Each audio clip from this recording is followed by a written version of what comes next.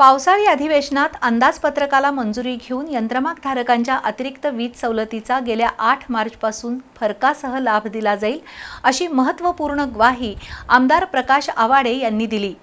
Ichalkaranji powerloom viewers असोसिएशनतर्फे DKT सभागृहात यंत्रमागधारकांच्या प्रश्नांवर चर्चा करण्यासाठी आयोजित केलेल्या बैठकीमध्ये ते बोलत होते। इचलकरंजीतील पॉवरलूम असोसिएशनच्या वतीनं यंत्रमागधारकांच्या विविध मागण्यांवर चर्चा करण्यासाठी डीकेटी सभागृहात बैठक पार पडली।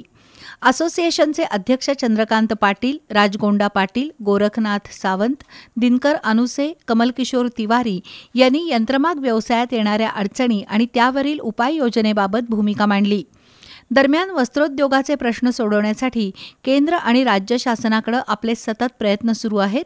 पुढील 2 वर्षात सर्व प्रलंबित प्रश्न मार्गी लागतील। साध्या यंत्रमागाला 1 रुपये अतिरिक्त सवलत मिळण्यासाठी माझा खूप आग्रह राहिलाय। त्यासाठी शासन पातळीवर ठामपणे भूमिका मांडली। त्यामुळे 1 रुपये आणि 75 पैसे अतिरिक्त वीज सवलतीची शासनानं घोषणा केली असल्याची माहिती यावेळी आमदार प्रकाश आवाडे यांनी दिली। कर्जावरील व्याजावरील सवलतीचा लाभ पुढील 2 महिन्यात मिळेल अशी ग्वाहीही त्यांनी दिली।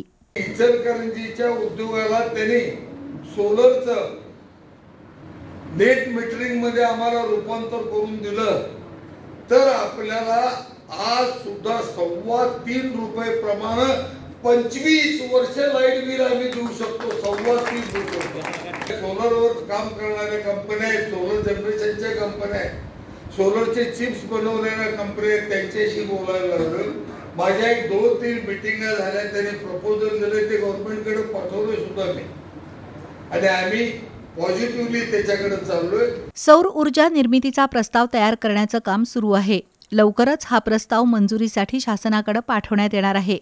या प्रस्तावामुळे वस्त्रोद्योगातील यंत्रमागासह सर्व घटकांचं वीज बिल पुढील 25 वर्ष स्थिर राहील असंही आमदार आवाडे यांनी नमूद केलं।